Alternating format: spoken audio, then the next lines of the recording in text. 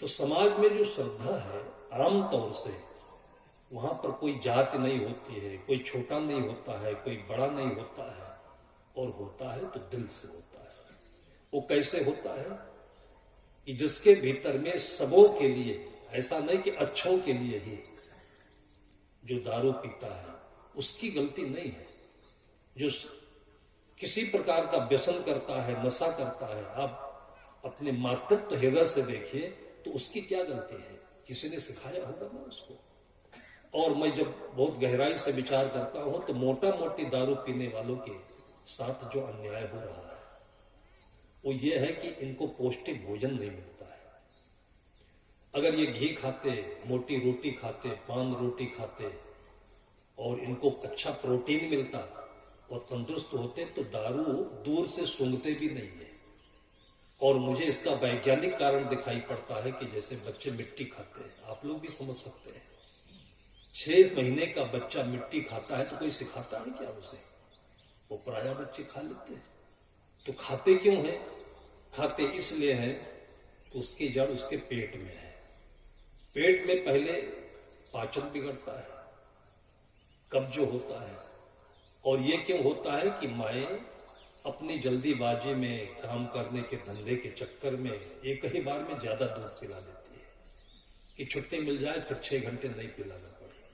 लेकिन बच्चा अभी इतना पावरफुल नहीं है कि इतना दूध एक बार में पचाएगा। उसको थोड़ा थोड़ा, जैसे कि आजकल आप ये केले में और कितने पौधों में पाइप लगा करके ड्रिप सिस्टम देते हैं कि अगर उसमें आप पानी भर देंगे तो जड़ सड़ जाएगी और पौधा खत्म हो जाएगा। तो ड्रिप सिस्टम करते हैं कि बूंद बूंद पानी उस पौधे में जाता है तो पौधा खूब गुलजार होता है। तो बच्चों को तो ड्रिप सिस्टम दूध मिलना चाहिए कि आप 1-1 घंटे में थोड़ा 2 मिनट दूध पिलाया तो लिटा दिया, वो खेलेगा, हंसेगा, रोएगा, दूध पच जाएगा। अब ये चीज माओ को जानकारी नहीं होती है तो गले तक उसको दूध पिला दिया। और मैंने देखा भी है कि दूध पिलाने के बाद जैसे ही कोई कांधे पारती है उसको या गोद में लेती है मां दूसरी, और पेट में थोड़ा सा दबाव पड़ता है और छल से दूध मुंह से बाहर आ जाता है, इतना दूध भर दिया। तो जब पेट का पाचन बिगड़ता है तो कब्ज होगा या टट्टी होगी। तो टट्टी हो जाए तो अच्छी बात है, रोग दूर हो जाता है। और कब्ज होता है तो फिर उसके अंदर में ज्यादा दिन मल पड़े पड़े सड़ता है, तब वहां पर कीड़े पैदा होते हैं। पेट में जो कीड़े पैदा होते हैं छोटे से लेकर के बड़े कम से कम 12-13 प्रजाति के कीड़े होते हैं। और यहां तक मैंने देखा है कि कीड़े पेट से गले तक आ जाते हैं और फिर खा नहीं पाता है बच्चा, वो खाता ज्यादा है बच्चा और मुंह फूल जाता है। और कितने बच्चे मैंने देखा जब उल्टी होती है तो लंबा केचुआ जैसे मुंह से कीड़ा बाहर आ जाता है, यह हालत आ जाती है। और ये कीड़े बच्चों की आंतों में जाकर के घर कर जाते हैं और ये सारा कैल्शियम और प्रोटीन बच्चों के मुख में जो जाता है पेट के अंदर में सब एक खा लेते हैं। तो पूरे शरीर में कैल्शियम की जब कमी हो जाती है, कैल्शियम मिट्टी को कहते हैं और शरीर का एक ताकत भी है ये। तो जब कैल्शियम की कमी हो जाती है तब बच्चों को मिट्टी की गंध भी बहुत प्यारी लगने लगती है। तो 6 महीने के बच्चे को भी उस मिट्टी से प्यार होता है। वो जमीन में कहीं पड़ गया तो जमीन की मिट्टी खुरदुरी होगी, उसको निकाल करके फिर खाएगा। जानवर के बच्चे भी खाते हैं।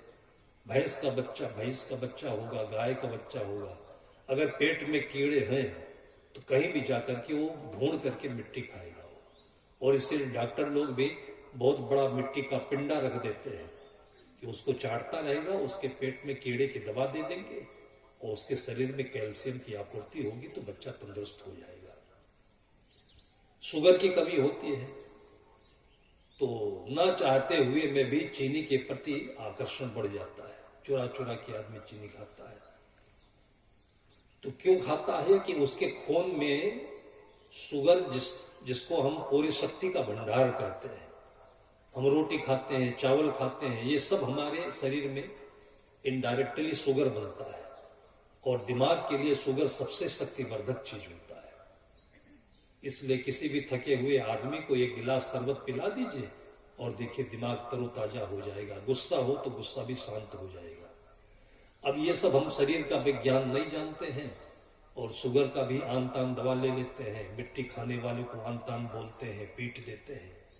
ऐसे ही शराब पीने वालों की बुराई आज तक से ठोक ठोक करके धुन धुन करके लोग करते चले जा रहे हैं। उसको इनडायरेक्टली जहां शराब छुड़ाने की संस्थाएं होती है वहां मैंने देखा है कि इनको इतना अच्छा अच्छा बढ़िया जूस दिया जाता है, इंजेक्शन दिया जाता है, नींद की गोलियां दी जाती हैं, और जब ये 4-6 महीने में अपनी शक्ति में ताकत में आते हैं तो दूर दूर तक शराब का नाम नहीं लेते, शराब की याद नहीं आती है। केवल शराब शराब शराब चिल्लाने से और उसकी बुराई करने से वो शराब थोड़ी छोड़ देगा। और हमारे छत्तीसगढ़ में जब से ये हाइब्रिड धान आया है और जब से हम लोग मशीनों का कुटा हुआ चावल खाने लगे हैं और उसके साथ साथ पसेवा खाते हैं, तो धान के ऊपर जो लाल लाल कण होता है जिसको फैक्ट्री वाले लेते हैं, वो धान का सबसे शक्तिशाली स्रोत होता है। गेहूं में भी जो ऊपर का छिलका होता है जिसको चोकर कहते हैं, वो शक्ति का सबसे मूल स्रोत होता है। और खाने में इन दोनों का हम लोग क्या करते हैं कि धान का पालिश, चावल का पालिश करा लेते हैं। पालिश तो धान चावल से ज्यादा महंगे दाम में चला जाता है, और गेहूं का जो चोकर होता है ये भी महंगे दाम में चला जाता है, और जो कुछ बिना शक्ति का खुज्जा बचता है वो हम लोग खाते हैं। अब शरीर में ताकत कहां से आएगी?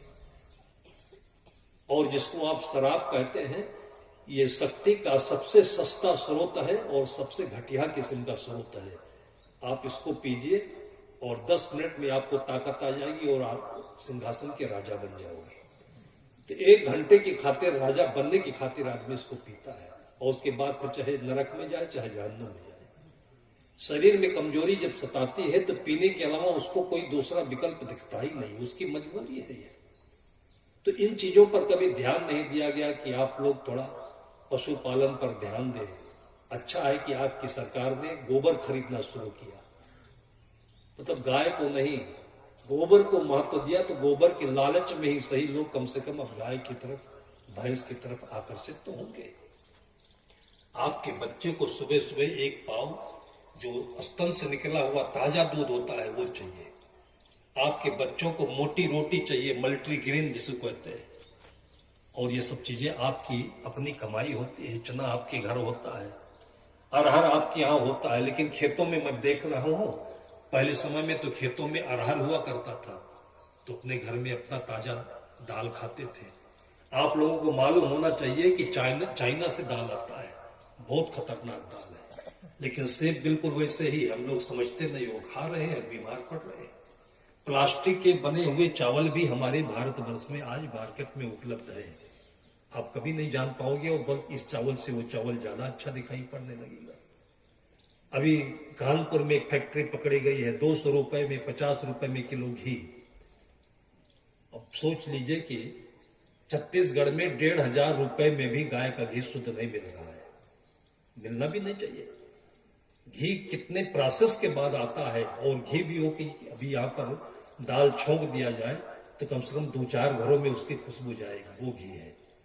लेकिन 200 में और 50 रुपए में कैसे मिल रहा है?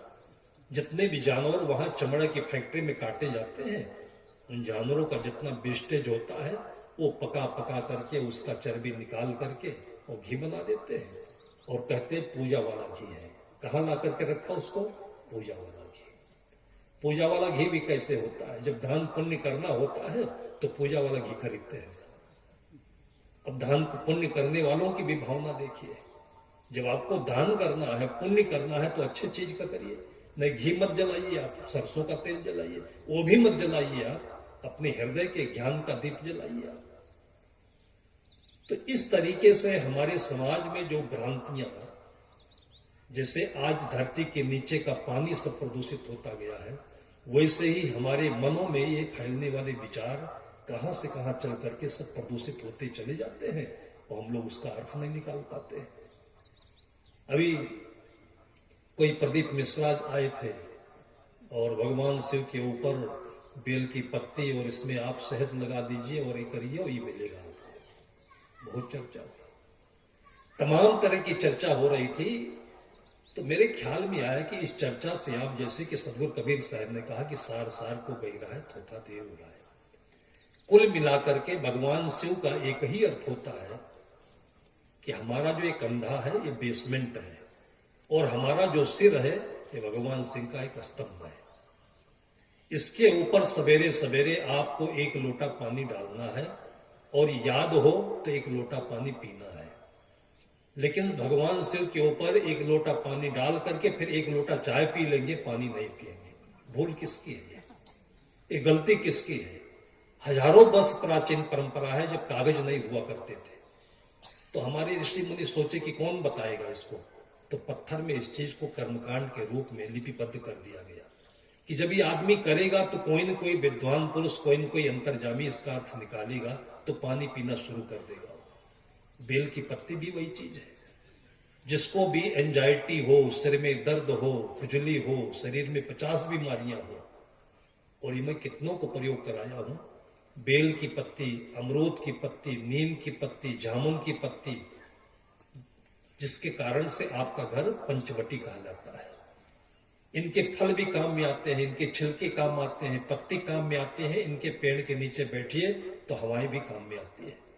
इतना सर्वगुण संपन्न होने के बाद और अगर इनकी पूजा हो तो अंधविश्वास है ये। आप पेन किलर खा खा करके अपने फेफड़े नष्ट कर रहे हो, लीवर बर्बाद कर रहे हो, हजार बीमारियां शरीर में पैदा कर रहे हो, और ये अंधविश्वास नहीं दिखता है। इन पत्तियों को अंधविश्वास कहते हो आप। जब समझ में ना आए तो इसी तरीके की हवा समाज में फैलती है। मैंने कहा कि प्रदीप मिश्रा ने लालच से कह दिया होगा। जब बच्चा कोई सही बात नहीं मानता है, नहीं पढ़ता है, तो मम्मी कहती चॉकलेट दूंगा, चॉकलेट ले और एक काम कर। तो काम कराना है इसलिए चॉकलेट दिखा देती है। चॉकलेट अच्छी चीज नहीं है, चॉकलेट उसका टारगेट भी नहीं है। तो इसी प्रकार से समाज के अगुआ लोग, समाज के हित चिंतक लोगों ने, और ये जिस जमाने की ये प्रथा है, परिपाटी है, उस जमाने में तो कागज कलम नहीं होते थे, तो कर्मकांड की एक भाषा होती थी, और इसलिए आंवले के पेड़ की पूजा होती है हिंदू धर्म में। तो मुसलमान को आंवला अच्छा नहीं लगता क्या? मुसलमान आंवले का मुरब्बा खाता है कि नहीं खाता है? लेकिन गर्दना काट दो तो भी आंवले की पूजा नहीं करेगा। बताइए, अपने आप का दुश्मन है कि नहीं है? मुसलमान कभी भी जाकर के नदी में स्नान नहीं करेगा, और पानी पिएगा कि नहीं पिएगा? पानी का दुश्मन बना हुआ है। भाई, इतना लोगों के भीतर में धर्म की कट्टरता घर कर गई है कि हिंदू धर्म जो है इतना विराट था, इतना व्यापक था कि उस समय हिंदू मुसलमान की कोई भावना नहीं होती थी। अभी मुसलमान तो 1400-1500 वर्ष पहले हुए हैं, ईसाई 2000 वर्ष पहले हुए हैं, लेकिन जिस समय की ये किंवदंतियां हैं, ये प्रतिस्थापनाएं हैं, ये हजारों वर्ष पहले की है। वैदिक काल में आपको कोई जाति और धर्म नहीं मिलेगा। वहां पर आपको केवल प्रकृति की व्याख्या मिलेगी कि यह हानिकर है और ये लाभकर है। आप शुद्ध हवा में रहें, 1 घंटे 2 घंटे धूप में बैठें, और आप इन पेड़ पौधों के जड़ मूलों के, कंद के, फल के आप अपने जीवन में उपयोग करें तो जीवन आपका निरोग होगा। और इसलिए उपवास की प्रथा चली है, इसलिए जल पीने की प्रथा चली है, इसलिए सूर्य को अर्ध चलाने की प्रथा चली है। लेकिन इन सभी चीजों का अर्थ न समझ पाने के कारण से, और आज हम लोग घोर घोर कोट करके अंधविश्वास में इनको ठेल दे रहे हैं। और जो ताजा अंधविश्वास दिखता है, सुबह उठते ही घरों में चाय बन जाती है, उसकी कोई चर्चा नहीं। इस चाय में 1% भी तो प्रोटीन नहीं है, और आपको आदत है तो आप पीजिए। लेकिन बच्चों की जिंदगी अभी से क्यों सत्यानाश कर रहे हैं? बच्चों को आप डॉक्टर बनाना चाहते हैं, वो डॉक्टर कैसे बनेगा? चाय पीकर बनेगा। और उसके साथ में फिर डबल रोटी, नाम रख दिया डबल रोटी। चाय में डुबोते ही सिंगल भी नहीं रह जाती है, देखिए कहां चली जाती है। इतने सड़े आटा की रोटी उत्तर प्रदेश में गेहूं बिकता है। आश्रम में भी गेहूं बढ़ गया, थोड़ा सा भुना हुआ था, कीड़े लग गए थे। ये हुआ कि इसको कौन खाएगा? कोई भक्त बोला साहब खाने की जरूरत नहीं है, ये बिक जाएगा। खरीदने वाले आ गए। मैंने उससे बताया भाई कि ये अच्छा गेहूं है, ये भुना गेहूं है। उसने कहा साहब ये मत बताइए, ये दोनों एक ही भाव में ले जाएंगे। मैंने उससे पूछा क्या करोगे? कहा ये अच्छे भाव में बिक जाता है, इसका डबल रोटी बनता है। अब वहां पर घुने गेहूं का डबल रोटी, तो हमारे घरों में डबल रोटी का मतलब शाहरुख खान, अमिताभ बच्चन, वीआईपी, मुख्यमंत्री डबल रोटी खाते ही डॉक्टर बन जाएगा। उसकी आंतों में चिपकता है, खून नहीं बनता है, लीवर में जाकर के स्टोर हो जाता है और 12 साल की उम्र आते आते उसको इंसुलिन नहीं बनता, वो शुगर हो जाता है। वे साल 7 की बेटी को शुगर हुआ है, हमारे पास फोन आया था। इतनी अंधाधुंध बीमारियां बढ़ती जा रही है और फिर भी हम लोग अंधविश्वास वही जमाने का लेकर चल रहे हैं। इन चर्चाओं को हम लोगों के सामने रखें तो कम से कम जो समझदार लोग हैं अपने बच्चों के ऊपर दया करेंगे। साधु के आने पर कुछ न कुछ तो प्रभाव पड़ेगा और बच्चों के ऊपर तो बहुत ही अधिक प्रभाव पड़ता है। एक बार किसी घर में मैं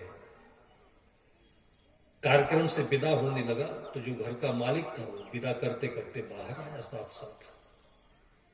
छोटे छोटे बच्चे थे, तो जो बड़ा लड़का था उसका 7-8 साल का रहा होगा, वो चुपके से अपने पापा से बोल रहा था कि पापा अब बोलो साहब कब आएंगे, साहब से बोलो कब आएंगे।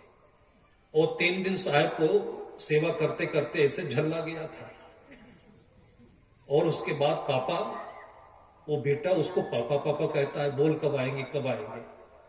तो एकदम से वो उलझ करके बोला कि साले साहब के आने से तेरे को क्या मिलता है, बार बार कहता कब आएंगे कब आएंगे, अभी गए नहीं, अभी कब आएंगे नाम लेता है। मैं बाहर से सुन रहा था। उसने कहा साले तेरे को क्या मिलता है। उसने कहा पापा जब साहब आते हैं ना तो संतरा खाने को मिलता है। ये स्थिति हमारे बच्चों की है और लालच कितना है संतों को। गांव के चौराहे से मैं टहलते हुए निकल रहा था, शाम का अंधेरा, और 2-4 लड़के हम लोगों को देखे नहीं तो आपस में गप कर रहे थे, बतिया रहे थे कि जो साधु आया है ना ये प्रवचन करता है, बड़ा चालाक है। किसी वृद्ध व्यक्ति ने कहा कि चालाक काहे को है भैया, तुम्हारा क्या चालाकी करके ले लिए। कहीं उसको जो खाना होता है ना, सेब खाना होता है तो बोल देता है सब कोई सेब खाया करो, तो खाते तो कोई है नहीं, लेकिन इनको लाकर फिर सेबे सेब देने लगते हैं लोग। अब हम समाज में इसकी चर्चा करें तो चालाक, और न चर्चा करें तो साधु केवल खा रहे हैं और पुजा रहे हैं, पैसा लेकर चले जाते हैं और समाज की कोई चिंता नहीं। संत घर पर जब आते हैं तो बच्चों का भाग्य उदय होता है।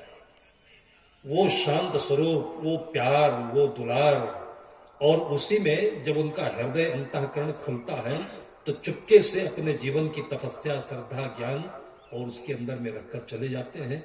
और फिर कभी न कभी अचानक चमत्कारिक रूप से आपका बेटा जब उदय होता है, डॉक्टर के रूप में, इंजीनियर के रूप में, ऑफिसर के रूप में, तब छाती ठोंकते हैं कि मेरा बेटा है।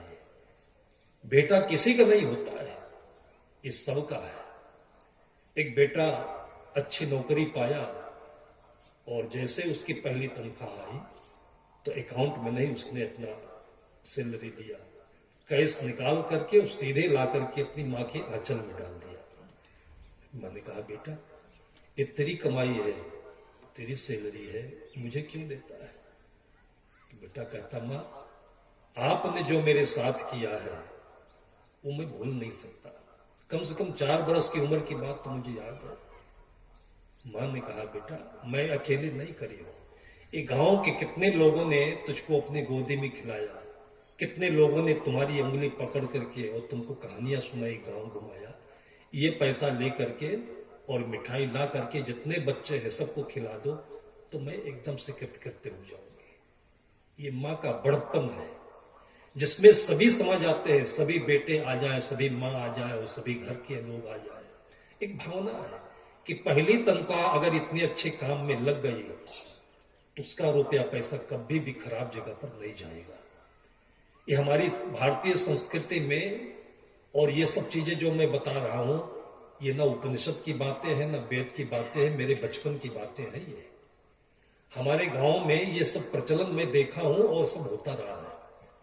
खेत में जब अन्न तैयार होता है तो जहां इसको इकट्ठा करके तैयार किया जाता है उसको खलिहान कहते हैं, और खलिहान से सबसे पहला हिस्सा जो निकाला जाता था वो या तो घर में कोई भिखारी आए उसको देते थे, फकीर आए उसको देते थे, और या तो ले जाकर के आश्रम में उसको दान करते थे।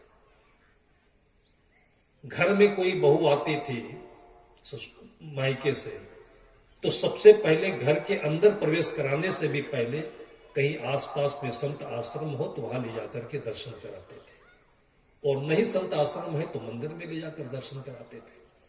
इसका सीधा सीधा मतलब यह होता है कि ये मेरी कमाई नहीं है, ये सबकी कमाई